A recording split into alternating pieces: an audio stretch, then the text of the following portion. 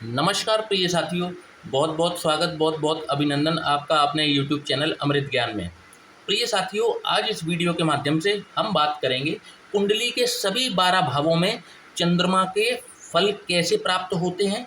आज हम इस पर चर्चा करेंगे।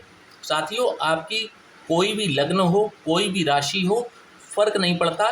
ये हमारे शोध का विषय है कि चंद्रमा कुंडली के विभिन्न भावों में किस प्रकार के परिणाम देता है। आपकी चाहे कोई लग्न हो, राशि हो, कोई फर्क नहीं पड़ता। साथियों, बिना किसी देरी किए हुए हम अपने वीडियो की शुरुआत करते हैं और जानते हैं कि चंद्रमा आखिर है क्या। तो साथियों, चंद्रमा जो कि हमारे मन का कारक है, चंद्रमा जो कि हमारी माता का कारक है, जल का कारक है, चंद्रमा जो कि चंचलता का भी कारक है, चंद्रमा जो हमारे बार बार आने वाले विचारों का कारक है, किस प्रकार का परिणाम हमारी कुंडली के विभिन्न भावों में देगा, इस पर आज हम चर्चा करने जा रहे हैं। वैसे तो प्रत्येक लग्न में इसके रिजल्ट अलग अलग होते हैं, परंतु कुछ कॉमन टॉपिक्स जो मैंने देखे हैं, कॉमन रिजल्ट्स जो मैंने देखे हैं, आज हम उस पर चर्चा करेंगे। तो साथियों, शुरुआत करते हैं और बात कर लेते हैं। यदि लग्न में ही चंद्रमा विराजमान हो किसी व्यक्ति के, तो किस प्रकार का परिणाम देते हुए देखे जाते हैं। यदि लग्न भाव में ही चंद्रमा किसी के विराजमान होते हैं, तो ऐसे व्यक्ति को चंद्रमा जो है वो भावनात्मक रूप से बहुत शक्तिशाली बना देता है।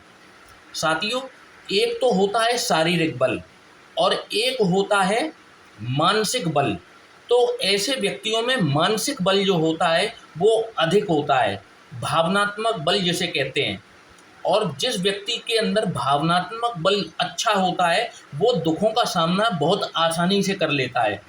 ऐसा जो व्यक्ति होता है वह अपनी माता से बहुत ज़्यादा लगाव रखता है और माता से इनको किसी न किसी प्रकार की संपत्ति का भी जरूर जो है लाभ प्राप्त होता है। ऐसा जो व्यक्ति होता है वह शुरुआत में नौकरी करता है और बाद में जा कर के वह व्यापार करता है और व्यापार में भी सफल जरूर हो जाता है। साथियों, बात करेंगे कि चंद्रमा यदि किसी व्यक्ति के दूसरे भाव में विद्यमान हो तो किस तरीके का परिणाम देखने को मिलता है। तो यदि द्वितीय भाव जो कि धन, कुटुंब और वाणी का भाव है, यदि यहाँ पर चंद्रमा विराजमान हो जाए तो ऐसा व्यक्ति जो है बहुत ही मृदुभाषी होता है, मधुरभाषी होता है। अपनी मधुर भाषा के कारण ये कई कार्य आसानी से करा लेते हैं। कई बार तो ये अपने दुश्मनों से भी अपना कार्य कराने में सफल हो जाते हैं। बहुत ही आकर्षक व्यक्तित्व के धनी होते हैं और इनकी मीठी वाणी को सुनने के लिए इनके आसपास हमेशा कोई ना कोई जरूर विद्यमान रहता है। शौकीन गजब के होते हैं। अपने शौक को पूरा करने के लिए जब ये खर्च करने पर उतर आएँ तो फिर ये किसी भी प्रकार की सीमा नहीं देखते। इनका जो भाग्योदय है वह जन्म स्थान से बहुत ज़्यादा दूर जा कर के होता है और यदि ये वापस अपने जन्म स्थान लौट आते हैं तो वापस से इनको दुर्भाग्य घेर सकता है। साथियों, अब बात कर लेते हैं चंद्रमा यदि तृतीय भाव जो कि पराक्रम का भाव है, यदि यहाँ विराजमान हो तो कैसे परिणाम देखने को मिलेंगे। तो आप देखेंगे साथियों, जब भी चंद्रमा तृतीय भाव में विराजमान हो जो कि पराक्रम का भाव है, तो जब भी चंद्रमा यहाँ विराजमान होते हैं तो ऐसे व्यक्ति को हंसमुख किस्म का व्यक्ति बना देते हैं। जिससे भी मिलते हैं मिलनसार तरीके से मिलते हैं। लगन के बहुत पक्के होते हैं। जो भी कार्य ये हाथ में लेते हैं उसको पूरा करके ही छोड़ते हैं। गजब के धार्मिक होते हैं, गजब के आस्तिक होते हैं और इनकी जो आस्थाएं होती हैं, किसी के प्रति इनकी जो भी आस्थाएं हैं, यदि कोई उसमें आड़े आता है तो ये फिर किसी भी स्तर तक उतर सकते हैं। श्वास और कफ से संबंधित कोई ना कोई रोग इनको हमेशा बना रहता है। साथियों, बात कर लेते हैं जब भी चतुर्थ भाव में चंद्रमा विराजमान हो तो किस तरीके के परिणाम देखने को मिलेंगे। तो आप देखेंगे कि ऐसे व्यक्ति के अंदर एक गजब की क्वालिटी होती है। ये दान जो है वो अपनी आर्थिक सीमा से भी अधिक करते हैं। जितनी भी इनकी आर्थिक सीमा हो उससे भी ज़्यादा का ये दान करते हैं। ये कौशल इनके पास में होता है। दान करते समय ये नहीं देखते कि इनकी जेब में कितना धन है और कितना धन का इन्होंने दान कर दिया है। कहने का मतलब है कि ये दान करने में बहुत आगे होते हैं, दान दिए जाते हैं, और यही कारण है कि इनको सम्मान हमेशा प्राप्त होता है। जहाँ पर भी ये जाएँ, चाहे वह कार्यस्थल हो, समाज हो, परिवार हो, इनको सम्मानित किया जाता है। इनकी एक बहुत ही अच्छी क्वालिटी होती है, अपने शत्रुओं को ये तुरंत माफ़ कर देते हैं। इनका जो भाग्योदय है वह विवाह के पश्चात ही होता है, और इनको अपनी माता से बहुत ज़्यादा लगाव रहता है। साथियों, अब बात करेंगे चंद्रमा यदि पंचम भाव में विराजमान हो तो कैसे परिणाम दिखाएंगे। तो साथियों, पंचम भाव का चंद्रमा जो है व्यक्ति को चंचल प्रकृति का बनाता है। ऐसा व्यक्ति शरारती होता है। इनकी जो पहली संतान है वह एक कन्या संतान के रूप में जन्म लेती है। ऐसा व्यक्ति जो है वो चरित्र का बहुत ही दृढ़ होता है, चाहे कैसी ही परिस्थिति आ जाए, कभी भी अपने चरित्र से समझौता नहीं करते। आकस्मिक धन इनको जीवन में कई बार प्राप्त होता है। अब बात करते हैं साथियों छठवें भाव, जब जो रोग रिपु ऋण का भाव, जब भी चंद्रमा यहाँ विराजमान होंगे तो कैसा परिणाम दिखाएंगे। तो साथियों, ऐसा जो व्यक्ति होता है वो कामातुर होता है। ऐसे व्यक्ति की जो काम की अग्नि है बहुत ज़्यादा होती है। यहाँ पर विराजमान होकर के चंद्रमा व्यक्ति को श्वसन तंत्र, खांसी, जुखाम, नजला इस प्रकार का रोग जरूर दे देते हैं। और ऐसे व्यक्तियों का अपनी काम वासना पर कोई नियंत्रण, कोई कंट्रोल नहीं होता। खर्च भी ये अपनी आय से अधिक करते हैं। आँखों से संबंधित इनको कोई ना कोई नेत्र रोग जरूर बना रहता है। साथियों, अब बात कर लेते हैं चंद्रमा जब भी सप्तम भाव में विराजमान हो तो कैसा परिणाम दिखाएंगे। सप्तम भाव जो कि रिलेशनशिप का भाव है, यहाँ पर चंद्रमा विराजमान हो तो ऐसा व्यक्ति बहुत ही सभ्य, बहुत ही कल्चर्ड होता है, साथ ही बहुत ही धैर्यवान होता है। उसको किसी कार्य की जल्दबाजी नहीं होती। जब तक वह प्रत्येक बात को पूरी तरीके से कसौटी पर ना कस लेता, तब तक एक भी कदम आगे नहीं बढ़ाता है।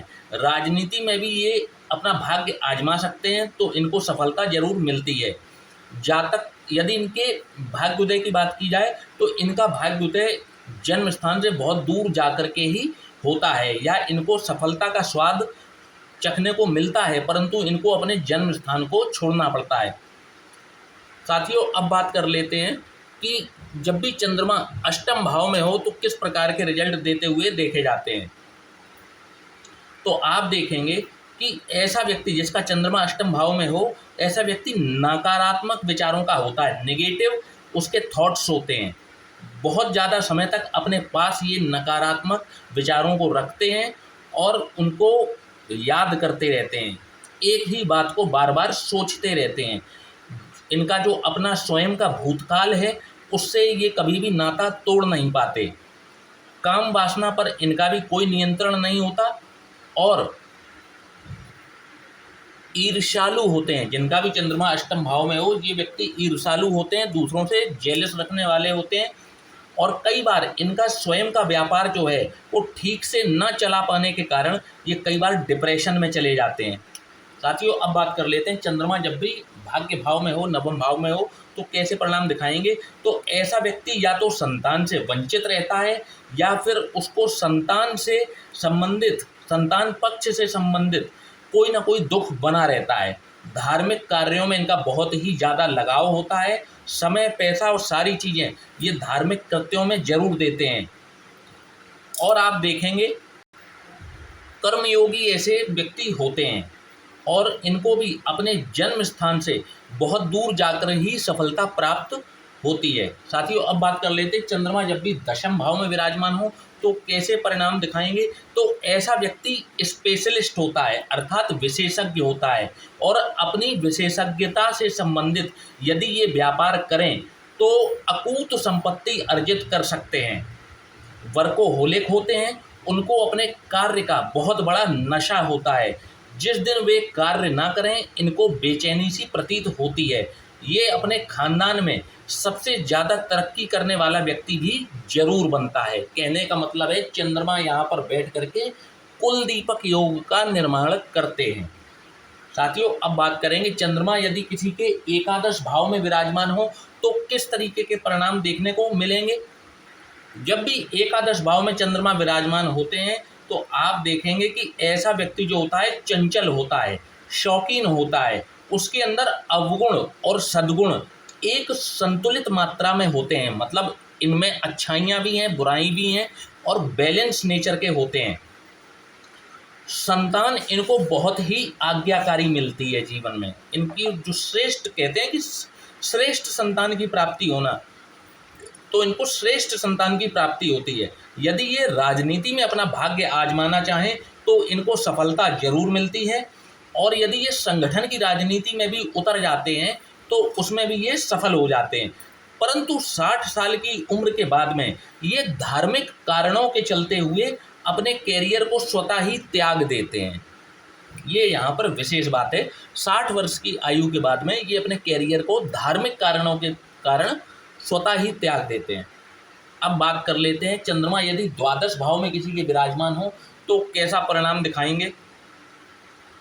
तो आप देखेंगे कि ऐसे व्यक्ति को जिसका चंद्रमा 12वें भाव में हो, नेत्र से संबंधित कोई ना कोई रोग, श्वसन तंत्र से संबंधित कोई ना कोई रोग सदैव बना रहता है। अपने क्रोध पर इनका कोई काबू नहीं होता और क्रोध के कारण ये बहुत अमूल्य चीज और बहुत से अवसर कई बार गंवा बैठते हैं। इंट्रोवर्ट होते हैं, खर्चीले जरूरत से ज़्यादा होते हैं। तो साथियों, ये हमने आज चंद्रमा को फलित किया भाव के आधार पर। आशा करता हूँ कि आपको ये वीडियो पसंद आएगा, तो वीडियो को लाइक और चैनल को सब्सक्राइब करना ना भूलिएगा।